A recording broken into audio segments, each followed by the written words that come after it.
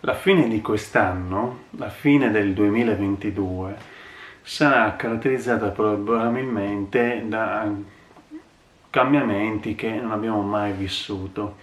e questo è dovuto alla grossa inflazione che porterà ovviamente all'aumento di tutte, tutti i tassi di interesse, tutti i prezzi anche dei beni più basilari, oltre che le bollette, come già ci stiamo preoccupando. Quindi il valore della nostra moneta diminuirà talmente tanto che chi ha fatto acquisti con mutui si vedrà aumentare esponenzialmente le loro rate mensili, e così allo stesso modo aumenteranno anche i prezzi al supermercato. Il valore quindi della nostra moneta diminuirà a tal punto che ci saranno dei seri problemi a causa del fatto che non potendo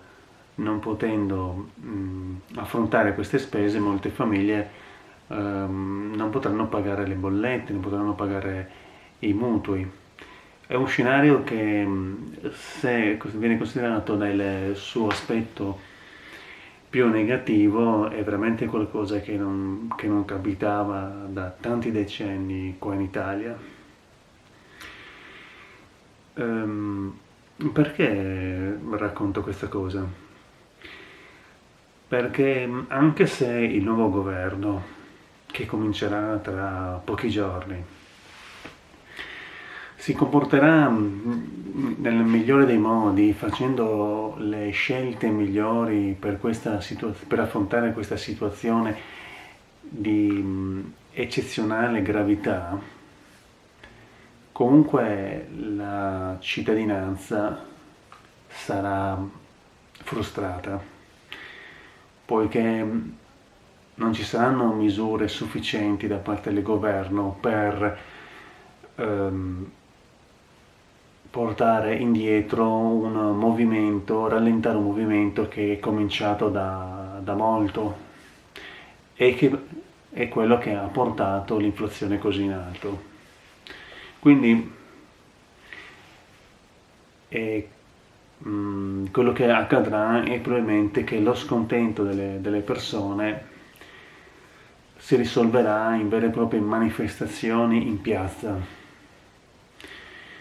A me non interessano discorsi politici, non mi interessa parlare di chi sta al governo, di chi sta al governo, di chi c'è stato prima, non me ne frega niente di queste cose.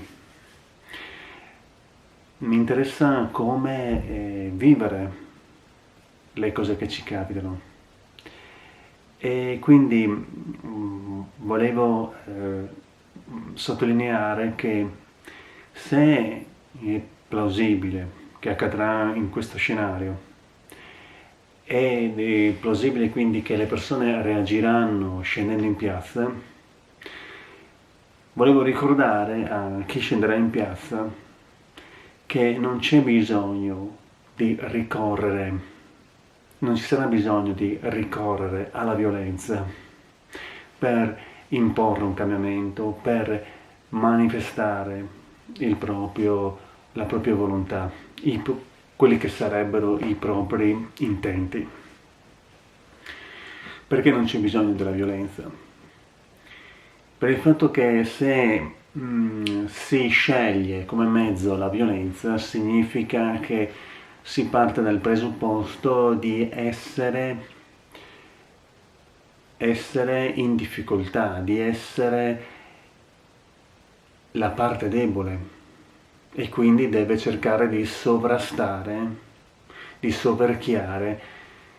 chi ci sta imponendo questa situazione frustrante. E nel caso di una situazione come l'Italia, di una democrazia come l'Italia, prendersela con il governo che non è in grado di risolvere la situazione. Non c'è bisogno quindi di usare la violenza, poiché le persone che scenderanno in piazza saranno le persone che fanno parte della maggioranza della popolazione. Quindi non c'è bisogno di usare la violenza, perché non è la voce di una minoranza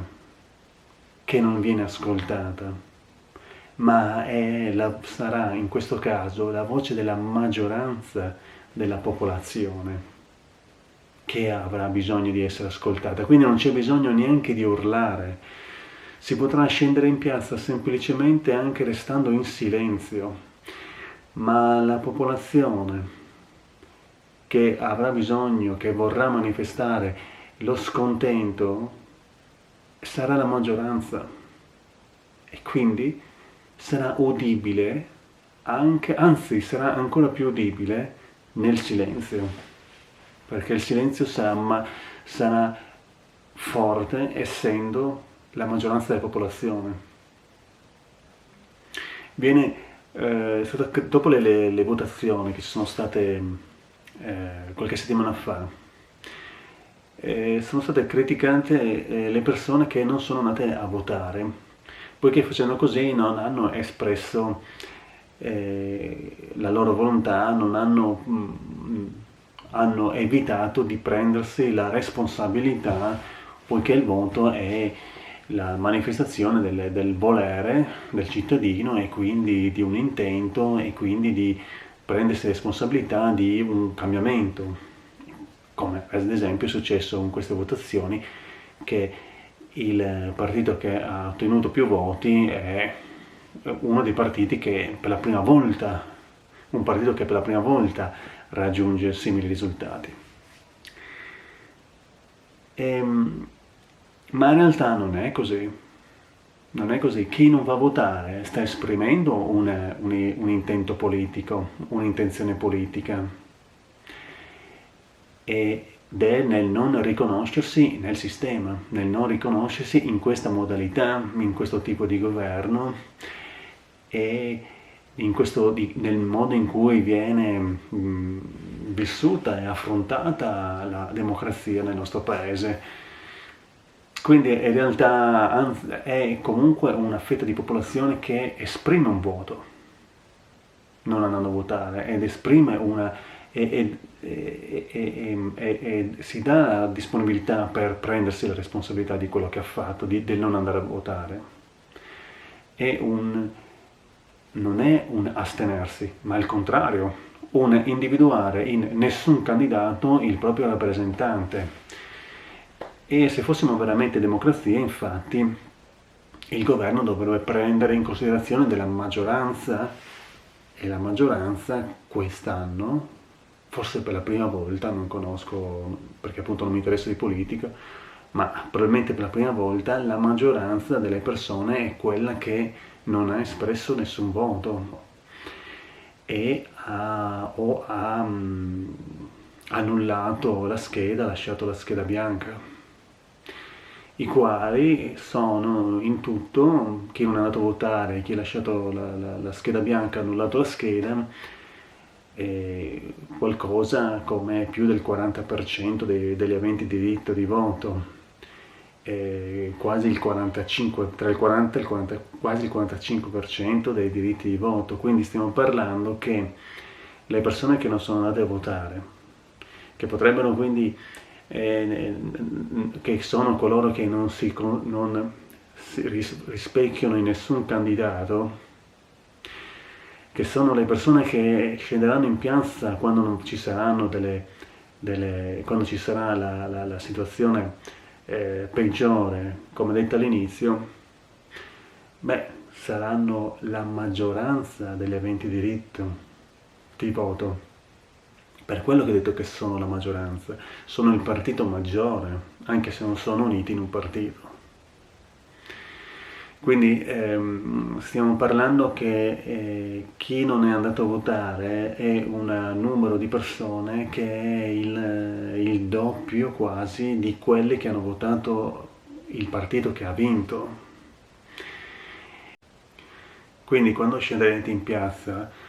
se scendete in piazza, ricordatevi quindi che voi siete la maggioranza. siete voi la maggioranza, ed è per questo che dicevo che non ci sarà bisogno di urlare o di fare violenza, poiché sarete numericamente proprio, è una questione proprio matematica, maggiori, in quantità maggiori di tutti coloro che hanno votato per il partito che ha vinto. Quindi se questa maggioranza, anche se non è rappresentata da nessuno e si riconosce in nessun rappresentante, ha comunque un peso politico, e quindi se non accetterà certe proposte del nuovo governo, se non le accetterà la maggioranza della popolazione, saranno in realtà loro a influenzare il governo, non il contrario. Ovviamente questo succederà solo se si ricorderanno di essere la maggioranza, quindi non sentirsi in difetto, non sentirsi in obbligo di difendersi, non sentirsi la parte debole. Com'è possibile sentirsi la parte debole quando si è più del 40%, che significa circa 20 milioni di italiani? Quindi significa che chi non è andato a votare è circa un terzo della popolazione. È possibile se ci si lascia convincere di avere dei nemici interni, cioè questa maggioranza dividerla in gruppo, che si schierano l'uno contro l'altro, no? Dividi per comandare, per conquistare. Quindi se ci lasceremo sedurre dall'idea di essere noi contro loro, chi ha votato contro chi non ha votato e viceversa, e il gruppo di maggioranza, che sono quelli che non hanno votato, si lasceranno convincere che al loro interno ci sono antagonismi, allora si creerà i soliti contrasti con qualsiasi altro gruppo politico, come qualsiasi altra condizione. Questa è probabilmente una delle poche opportunità, una delle rare opportunità che la popolazione ha di poter dirigere l'andamento delle cose a partire dalle proprie personali decisioni, poiché la maggioranza delle persone che possono fare delle scelte non sono di riflesso alla decisione di un partito politico,